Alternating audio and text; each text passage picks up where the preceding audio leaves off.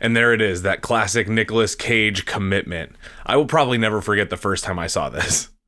Have you ever wondered what it might look like if Nicolas Cage portrayed a highly intelligent con artist with crippling and debilitating OCD and borderline Tourette syndrome?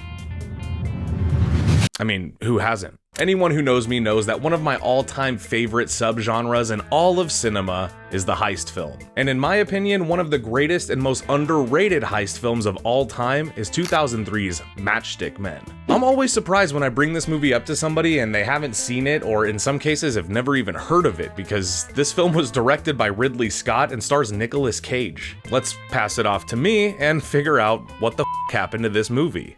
In today's episode, we're gonna talk about the ultra slick, it's crazy, hyper-manic, shame on you, and totally unbeatable performances in Ridley Scott's 2003 heist adventure, Matchstick Men. For some folks, money's a foreign film without subtitles.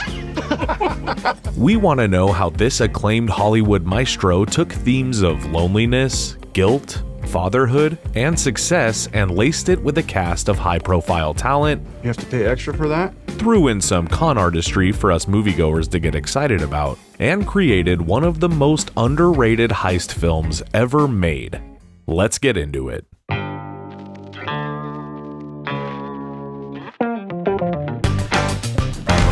Are you whispering? Why are you whispering? Nicolas Cage's filmography may appear overstuffed with movies and roles that could be considered low impact. That's weird. However, among the many direct-to-DVD outings, some of which are pretty good, there are truly admirable projects to be found that remind us just how special and talented Cage can be.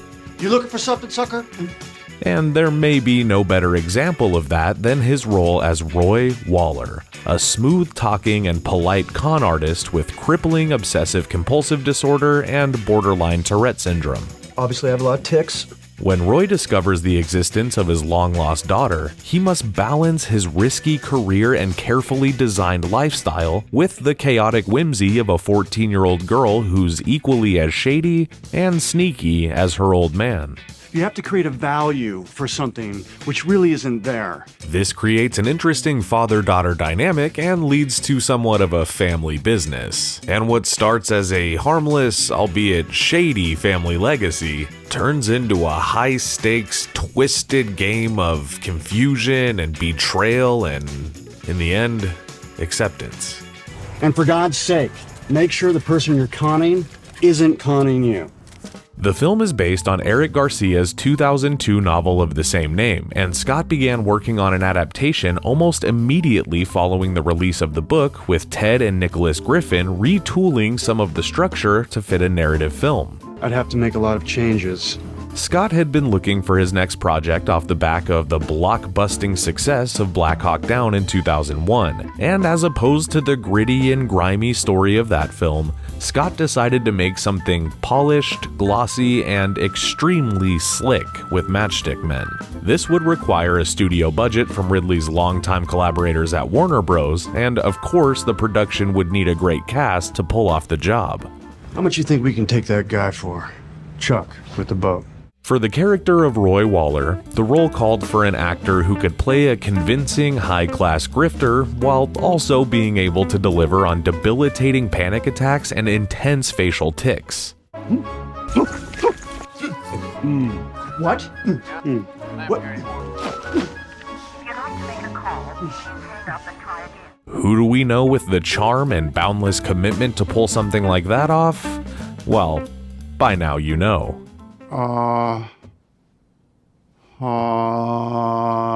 Adding to the cast, we have the always enjoyable Sam Rockwell as Frank, the over-ambitious but equally savvy sidekick to Roy's operation. Well, it's not a fortune. It'll keep you in diapers, barely.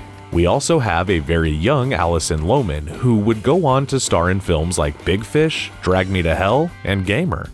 Oh yeah, antique dealers always keep large stacks of cash in their homes right next to their guns! Frank has been living the high life as a white-collar scam artist, and the film's visual style is drenched in neatness and wealth, which shows us just how successful Roy has been over his long career. Working these people with me.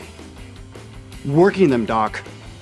While working a hustle with Frank, Roy sees a therapist to attempt to control his increasing anxiety and OCD. This only adds to his condition, as the conversations with his shrink result in Roy finding out that he has a 14-year-old daughter named Angela from a failed marriage.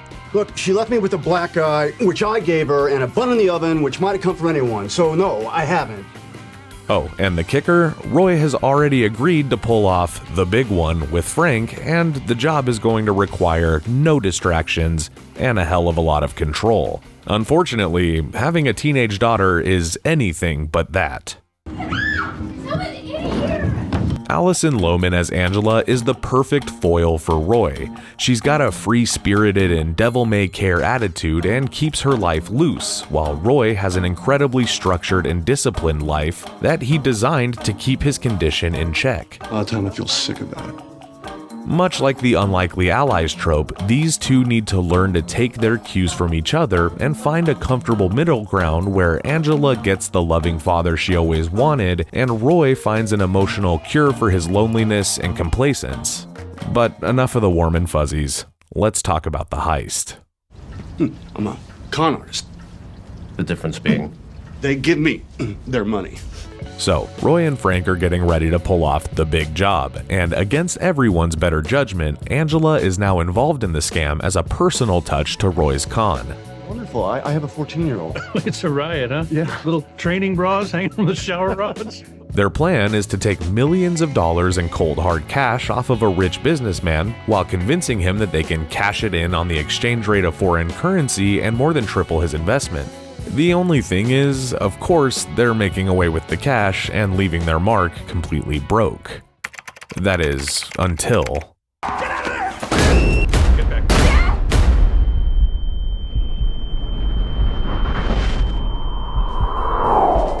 If you ask me, and director Ridley Scott, the film is less about the job and more about the incredibly small odds and the things working against Roy to pull it off. What? Look at me. I'm a mess. See, there's a few scenes in this movie that really showcase just how bad Roy's anxiety is. Take, for example, a scene where he accidentally loses his medication and spends the entire day chain-smoking cigarettes while meticulously cleaning his already spotless house. I like your leather.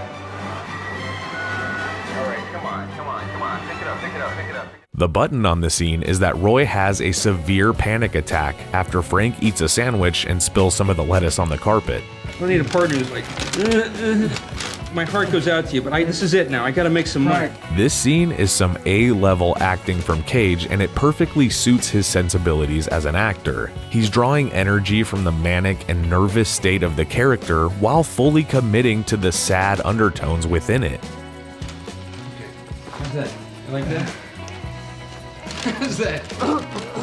Oh, and of course, how could I forget to mention the most Cage scene in the movie when he visits a pharmacy in a totally manic panic trying to get his hands on his medication, only to find out that they're placebos. Ever heard of a line? Hey, have you ever been dragged to the sidewalk and being until you pissed blood?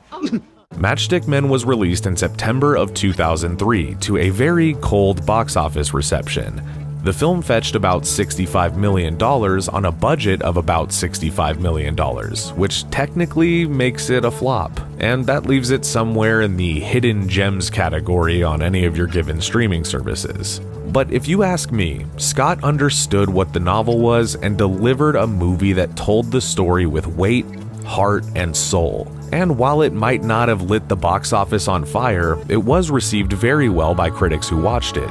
Notably, Roger Ebert gave the film 4 stars out of 4 and called it, quote, "so absorbing that whenever it cuts away from the plot, there's another, better plot to cut to." I'd never find a better partner, and now I won't have to. I love you, man. Scott may be known for his more successful and impactful films like Gladiator, Alien, and Black Hawk Down. But when he steps into a smaller world and brings his epic cinematic prowess to the table, you sure do get something special. Something that reminds us all that the art of the heist is less about the slick suits and charming demeanor.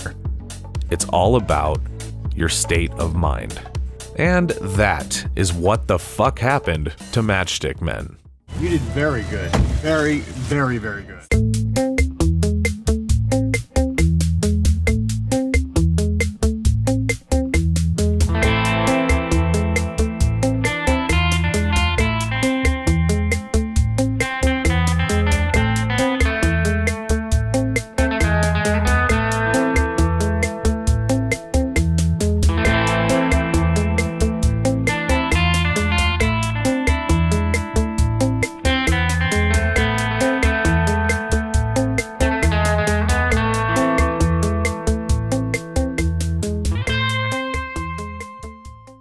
Thank you for clicking on our video, everybody. If you like what you saw here, please make sure you like the video and subscribe and share with your friends who like this sort of content. JoBlo was created by movie fans for movie fans, and we appreciate your support.